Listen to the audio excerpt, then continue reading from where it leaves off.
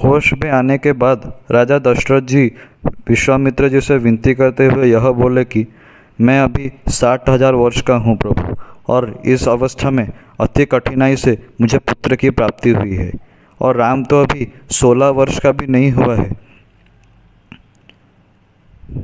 मैं इसमें छल कपट के युद्ध करने वाले राक्षसों के साथ युद्ध करने की क्षमता नहीं देखता हूँ। दैत्य सुबाहु और मारीच सुंद और उपसुंद के पुत्र हैं, और दोनों ही युद्ध में यमराज के समान है। इसलिए मैं राम के स्थान पर आपके साथ जाऊंगा, अपनी पूरी सेना के साथ, पर राम को नहीं जाने दूंगा। यह बात सुनकर ऋषि विश्वामित्र जी क्रोधित होकर उनसे बोले कि राजन, तुम मुझे वचन देने के बाद अपने वचन से फिर रहे हो। ये तो रघुवंश के कुल के समाप्त होने का सूचक है।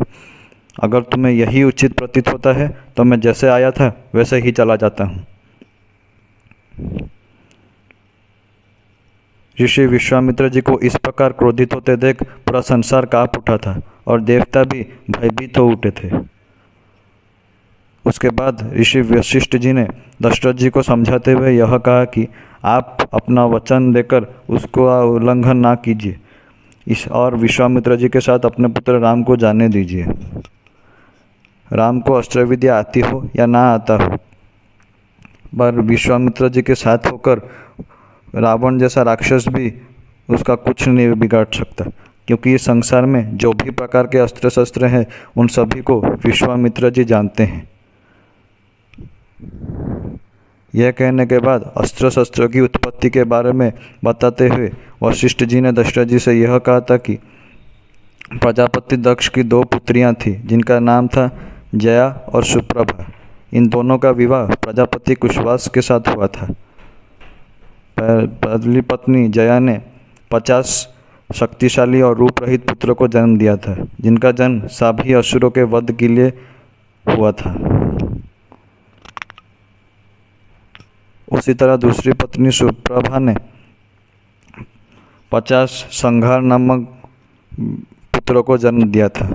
और जब विश्वामित्र जी एक राजा थे और क्षत्रिय धर्म का पालन करते थे, तभी प्रजापति कुशवास ने अपने सभी पुत्रों को इन्हें समर्पित कर दिया था, तथा जो अस्त्र शस्त्र अभी प्रतीत भी नहीं हुए उन्हें भी विश्वामित्र जी प्रकट कर सकते हैं। और उन राक्षसों का वध करने में विश्वामित्र जी स्वयं ही समर्थ हैं, परंतु वो आपके पुत्र का कल्याण करना चाहते हैं। और विश्वामित्र जी भूत, कल, भविष्य और वर्तमान सब कुछ देख सकते हैं। इसीलिए अपने पुत्र राम को इनके साथ भेजने में आप कोई भी संदेह ना करें प्रभु। वशिष्ठ जी से यह बात सुनकर दशरथ जी के मन से सारा भय समाप्त हो गया, और उन्होंने विश्वामित्र जी के साथ राम को भेजने के लिए हामी भरी।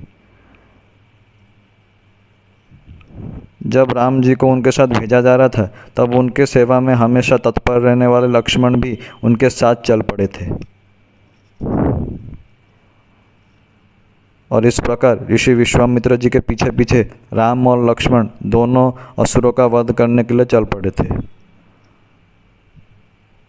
जब विश्वामित्र जी सरयू नदी के तट पर पहुँचे तो उन्होंने राम जी और लक्ष्मण जी का सरयू नदी के जल से आचरण करवाया और उनको बला और अतिबला नाम के 2 मंत्रों का ज्ञान दिया, और उनसे यह कहा कि इस मंत्र के प्रभाव से तुम्हें कभी ज्वर, थकावट या फिर भूख प्यास का समस्या नहीं होगा, और इस मंत्र के जाप से कोई भी राक्षस सोते समय तुम पर आक्रमण नहीं कर पाएगा।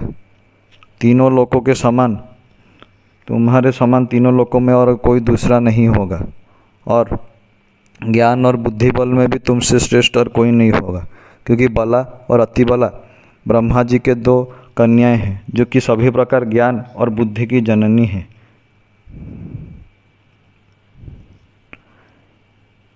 इसके बाद रात्रि होने पर विश्वामित्र जी वहीं चटाई डाल कर यज्ञ पर बैठ गए, और राम जी और लक्ष्मण जी तिनके और तो के चादर पर लटा के वहाँ सो गए।